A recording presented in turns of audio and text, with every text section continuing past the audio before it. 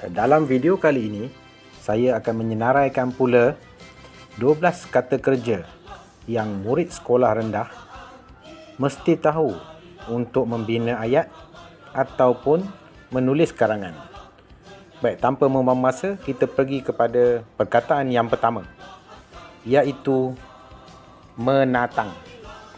Untuk mencari perkataan menatang, kita perlu tahu kata dasarnya, iaitu tatang. Okey, kita type perkataan tatang. Lepas itu kita cari perkataan menatang. Selepas ditambah dengan imbuhan me. Okey, sekarang kita sudah nampak perkataan menatang. Maksudnya ialah membawa sesuatu di atas tapak tangan, atau menating, atau menayang.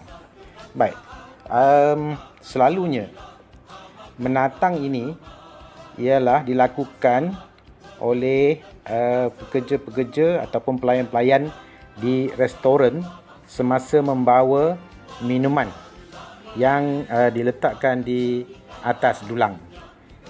Saya sediakan juga maksud dalam bahasa Cina supaya murid-murid saya yang kebanyakannya atau majoritinya ialah murid Cina.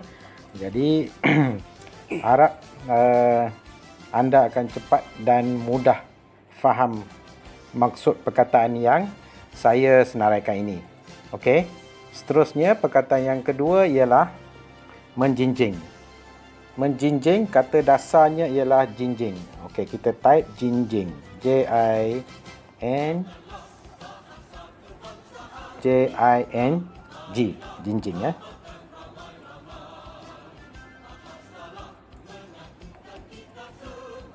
Baik, tengok perkataan jinjing dan cari yang sudah ditambah dengan dengan imbuhan men. Okey.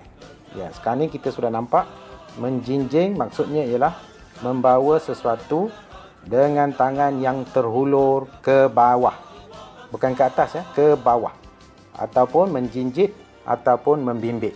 Okey, selalunya menjinjing ini digunakan sebagai contoh jika kita pergi ke pasar raya, kita membeli barang, semasa keluar kita akan menjinjing beg plastik yang mengandungi barang-barang. Contohnya Ali menjinjing beg plastik semasa keluar dari pasar raya. Okey. Yang ketiga ialah mengepit. Mengepit, kata dasarnya ialah kepit. Kita type kepit. Okey, seterusnya kita cari maksud dan cari yang sudah ditambah dengan imbuhan me. Mengepit maksudnya ialah memegang atau menghimpit atau membawa di antara lengan dan badan, di bawah ketiak atau di antara dua jari. Okey. Contohnya kita letakkan buku lah. Kita letakkan buku di bawah ketiak kita, ataupun fail pun boleh di bawah ketiak. Itu kita panggil mengepit. Baik, nombor 4 ialah menggalas. Kata dasar bagi menggalas ialah galas.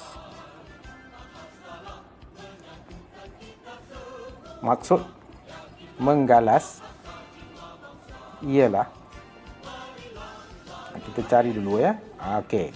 Maksud menggalas ialah A, memikul barang-barang dengan galas atau kandar atau mengandar. B, menyandang bungkusan dan lain-lain di atas bahu atau memikul. Okey. Perkataan yang kelima ialah menyandang. Menyandang, kata dasarnya ialah sandang.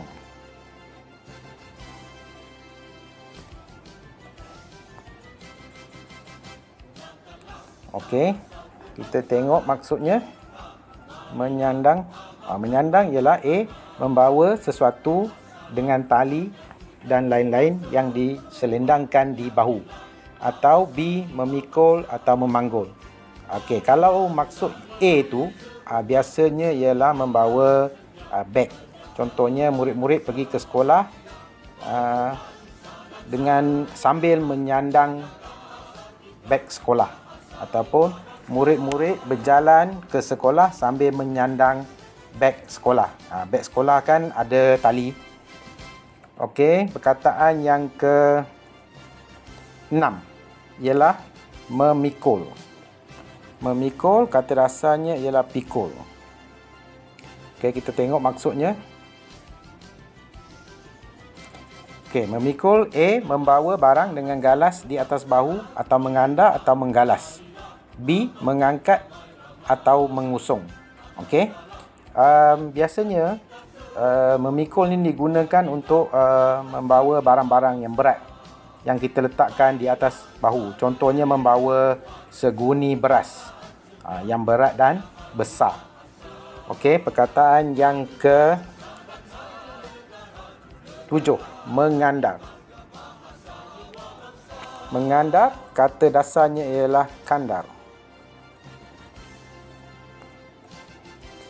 Okey, maksudnya mengandar ialah A. Membawa barang dengan kandar atau memikul atau menggalas. Baik, maksud A tu yang selalunya digunakan. Maksud B tu agak kurang digunakan dan bagi murid-murid lebih baik anda memahami dengan sebaik-baiknya maksud A.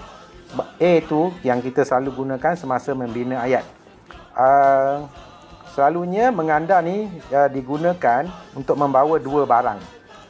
Satu barang di depan, satu barang di belakang dan disangkutkan pada sebatang kayu yang dipikul di atas bahu. Okey. Perkataan yang ke-8 ialah menjolok. Kata dasar bagi menjolok ialah jolok. Okey, kita tengok maksudnya. Okey, A. Menusuk atau merodok sesuatu dengan galah dan lain-lain supaya gugur ataupun menusuk ke dalam lubang dan lain-lain. Okey, biasanya untuk membina ayat, kita gunakan menjolok ini untuk menjatuhkan buah-buahan dari atas pokok ataupun dari tempat yang tinggi. Okey, seterusnya perkataan yang ke-9 ialah mengait. Mengait, kita tulis ataupun kita type kata dasarnya ialah kait. Lepas tu kita cari mengait. Mengait ialah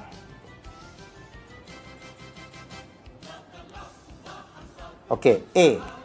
Memetik atau menarik dan lain-lain sesuatu dengan kait atau mencangkuk atau menggancu.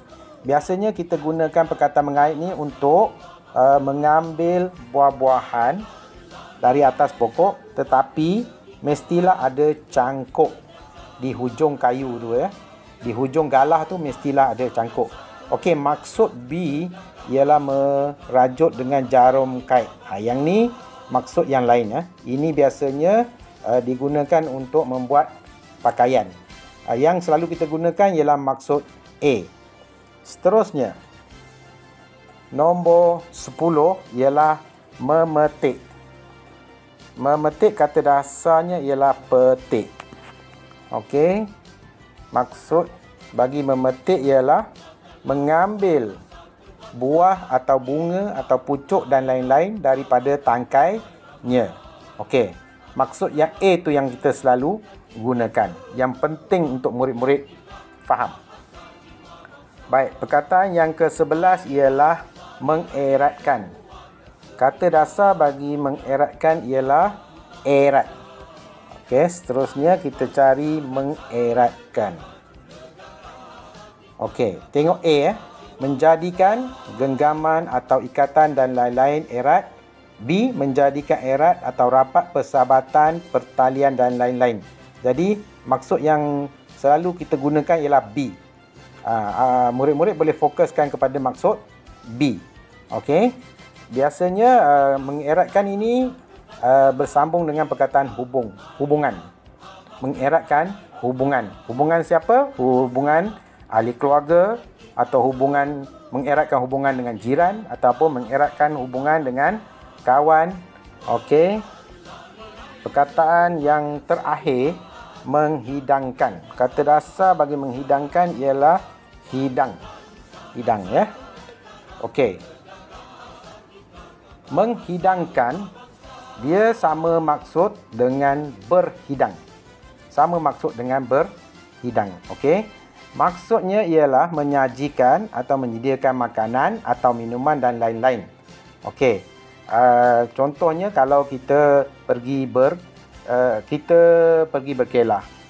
Kita pergi berkelah, okey, mak akan menghidangkan makanan di atas tikar untuk keluarganya makan apabila sudah selesai bermain ataupun sudah selesai mandi manda.